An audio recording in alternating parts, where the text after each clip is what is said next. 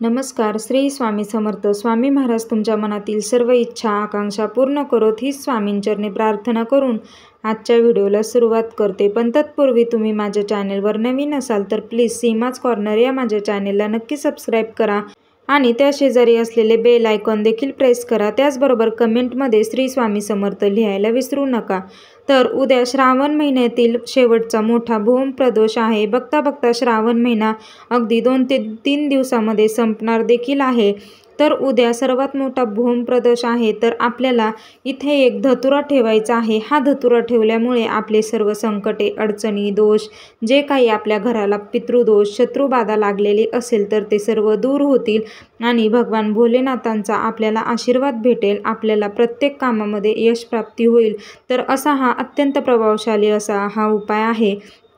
तर भोलेनाथांना प्रदोष हे खूप प्रिय आहे आणि जेव्हा आपण हे जे धतुरा जेव्हा भगवान भोलेनाथांच्या पिंडीवर अर्पण करत असतो तर त्यामुळे आपल्या जीवनात जे काही काटे आहेत तर ते दूर होतात व सुख शांती येत असते. उद्या प्रदोष आहे त्यामुळे आपल्याला शिवमंदिरामध्ये जायचं आहे. भोलेनाथांचं विधिवत पूजन करायचं आहे. पिंडीवर आपल्याला अभिषेक करायचा आहे. त्याचबरोबर बेलपत्र आपल्याला अर्पण करायचं आहे. भस्म लावायचं आहे. पांढरे फुलं अर्पण करायचं आहे. तुम्ही जर श्रावण महिन्यामध्ये तुम्हाला मंदिरात जायला जमलं नसेल तर उद्या तुम्ही अवश्य जा. या राहिलेल्या 2-3 दिवसामध्ये एकदा तरी भगवान भोलेनाथांच्या मंदिरामध्ये जाऊन पिंडीचा अभिषेक करून विधिवत पूजन करा. त्याचबरोबर 108च्या संख्येमध्ये तुम्ही कोणतीही एखादी वस्तू दान करा. तुम्ही 108 तांदूळ, 108 मूग, 108 बेलपत्र किंवा 108 रुपयांची दक्षिणा देखील ठेवू शकता. प्रदोष हे व्रत जे कोणी करतो तर ते अत्यंत पवित्र व्रत आहे. प्रदोष व्रत हे सर्वांनी नक्कीच करावे. पण ज्यांना शक्य नसेल तर त्यांनी कमीत कमी भगवान भोलेनाथांची, शिवशंकरांची सेवा देखील करावी आणि एक बेलपत्र तरी शिवपिंडीवर अर्पण करावे.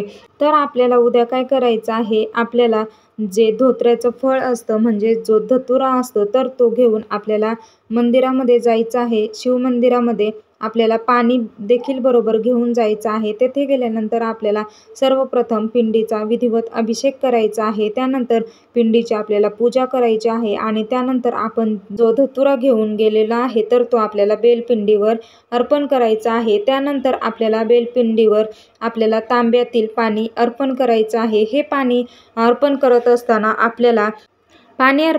असताना आपल्याला हटकेश्वर महादेवांचं नाव घ्यायचं आहे.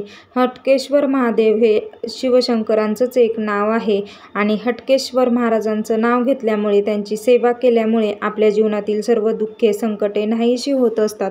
आणि जेव्हा आपण हे जे धतुऱ्याचं फळ आपण पिंडीवर अर्पण करू तेव्हा त्याच्या मागची जी दांडी असते तर ती आपण जिथे बसलो आहे तर त्याच्या विरुद्ध दिशेला गेली पाहिजे.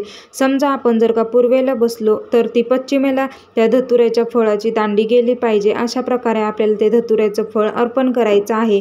त्यानंतर काय करायचं आहे, आपल्याकडे जर का धतुऱ्याचं फळ नसेल तर तुम्ही तेथे दुसऱ्यांनी वाहिलेलं पिंडीवर जे धतुऱ्याचं फळ आहे तर ते वापरण्यासाठी घेतलं तरीही चालेल. फक्त ते धुवून घ्या आणि त्यानंतर ते तुम्ही त्याच्यावर अर्पण करू शकता.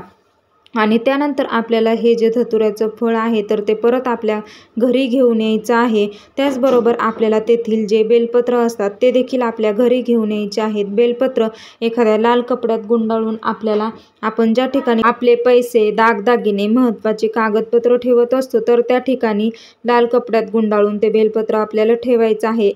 हा बेलपत्राचा उपाय केल्यामुळे अखंड लक्ष्मी प्राप्ती होते. लक्ष्मी कायम आपल्या घरामध्ये स्थिर राहत असते. त्याचबरोबर आपण जे धोत्र्याचं फळ घेऊन आलो आहे तर ते आपल्याला तसेच आपल्या घरामध्ये थोडे दिवस ठेवायचे आहे आणि त्यानंतर ते आपल्याला पाण्यामध्ये विसर्जित करायचे आहे.